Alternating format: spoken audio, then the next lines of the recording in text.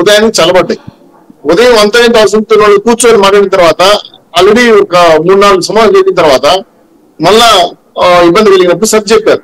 So వాళ్ళు accept చేశారు.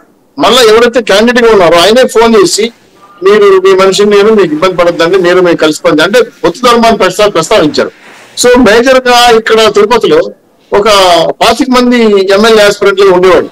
వాళ్ళందరితో కూడా ఫోన్ లో మాట్లాడిన తర్వాత ఇష్యూ సాల్వ్ అయింది.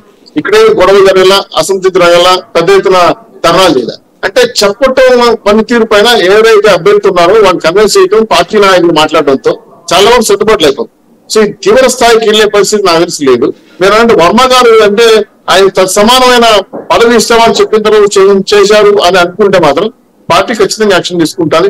నాకు తెలిసి వర్మ గారు చేసినారని అనుకోవట్లేదు. కింద ఉన్న నాయకులు ప్రవోక్ చేశారని నాకున్న సమాచారం. ఆయన రాలేదు కాబట్టి మనం ఏదో ఒకటి చేద్దాం, ఏదో ఒకటి మన శక్తి నిరూపించుకుందాం. కొంతమంది అభిమానులు అవ్వచ్చు, లేదా ఇంకోటి ఇతనికి ఏదైనా పేరు పెట్టుకోండి.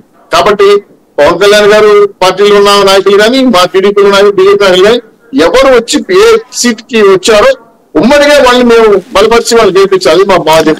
కాబట్టి దానికి కట్టుబడి ఉన్నారు. కాబట్టి ఈ అసంతృప్తి వాళ్ళన్నింటినీ కూడా మేము సాధ్యమైన త్వరలో సర్దుబాటు చేయడానికి సిద్ధంగా ఉంది. మా కమిటీ వాళ్ళు కూడా ఫోన్ ద్వారా ఏఓ కమిటీ వాళ్ళు కూడా మాట్లాడుతున్నారు. ప్లస్ స్థానిక పార్టీ అధ్యక్షులు ఇమీడియట్లీ రియాక్ట్ చేసుకుని బాబు గారిని పవన్ గారిని ఎవరు ఈ నాయకులు అయితే వాళ్ళతో ఫోన్ కాంటాక్ట్ ద్వారా మాట్లాడిస్తున్నారు. నాకు తెలుసు, చూశాను తిరుపతిలో. కాబట్టి అక్కడ జరుగుతున్నప్పుడు సర్దుబాటారు. ఎందుకంటే బోతాలి ఫోన్ చేశారని చెప్తున్నారు బాబు గారు. బోతాలి ప్రసాద్, కిరణ్ రాయలు, అలాగే కొంతమంది విజయ్ కుమార్ వీళ్ళందరూ ఫోన్లు వచ్చాయి. నేను ఉన్నాను స్పాట్ లో. కాబట్టి అందులో చేశారా, పవన్ గారు చేశారా?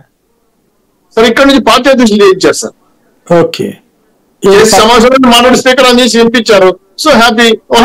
పవన్ కళ్యాణ్ గారు చేశారా? లేదు సార్, ఇక్కడ పార్టీ అధ్యక్షులు, పార్టీ జిల్లా పార్టీ అధ్యక్షులు ఉంటారు కదా, జిల్లా పార్టీ అధ్యక్షుడు ఫోన్ చేసేటప్పటికి చల్లారింది అక్కడ అసంతృప్తి. మా మీటింగ్ ఆన్ స్పాట్ లోనే మీటింగ్ లోనే మా పార్టీ నాయకుడు పంపిస్తే మా పార్టీ నుంచి వచ్చే నాయుడు లేదా ఎవరి బట్టలు వాళ్ళు తీసుకున్నాం. జనసేన మిత్రులుగా అటుపక్క నుంచి మన హోరోలు పవన్ కళ్యాణ్ తీసుకున్నాం లైన్ లోకి. సో అప్పటికప్పుడు ఇష్యూ సెటిల్ అయిపోయింది. దానివల్ల తిరుపతిలో ఇప్పుడు ప్రాబ్లం లేదు, చాలా సర్దుమణింది. అటువంటి ఆపరేషన్ స్టార్ట్ చేశారు కాబట్టి సక్సెస్ఫుల్ గా ఓట్లు వెళ్తాము, గెలుస్తామని నమ్మకం మాకు కలుగుతారు. అంటే అందుకే పార్టీ నాయకులు వెళ్ళిపోవటం లేదు. మాకు ఓటు ఏదంటే మీ సీట్ ఇవ్వట్లేదు, అవతలు తీసుకోవడానికి ఖాళీ ఉండాలి కదా. అదే బీజేపీ జనసేన కనుక విడిగా ఉండుంటే ఖాళీ ఏదో ఉండేది. ఇప్పుడు తెలంగాణలో వాళ్ళకి ఖాళీ ఉంది కాబట్టి, బీజేపీ ఉంది కాబట్టి అటు పోతున్నారు బీఆర్ఎస్ వాళ్ళు. ఇక్కడ ఖాళీ లేకుండా మీరు జాగ్రత్తగా ముందు స్టెప్ చక్కగా ఇస్తారు. అవతల ఇంకా ఛాయిస్ లేకుండా ఇప్పుడు వెళ్ళి కాంగ్రెస్ లో వెళ్ళలేరు కదా వాళ్ళు. అదో ప్రధానమైన పోటీదారు కాదు కదా. మంచి వ్యూహాత్మక వ్యవహరించారు లేదు మీరు.